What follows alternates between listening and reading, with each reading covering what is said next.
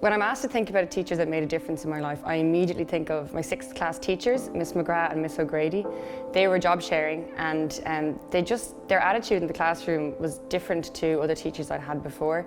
They brought in a lot of Irish culture, which meant that we were doing poems, we were doing songs, we were putting on dramas, all sorts of different things that really introduced me to a whole different side of being Irish and being a student. You felt in their classroom as though you were an individual with an individual perspective to bring. Something happened during that year. There was a huge change in how I saw Irish culture and specifically the Irish language. I just saw it as a living language, and I became really interested in this part of Irish society. And those two teachers, Miss McGrath and Miss O'Grady, encouraged me to go to the Gaeltacht that summer, so that was after 6th class, which is a bit young to go usually, but it just gave me this huge head start and meant that I had really started this journey having Irish as part of my life. At the moment I'm DCU Writer in Residence.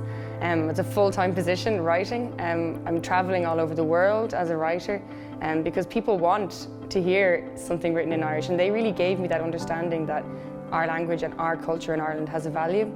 If, like me, you had a teacher or teachers who inspired you, please share your story on teachersinspire.ie.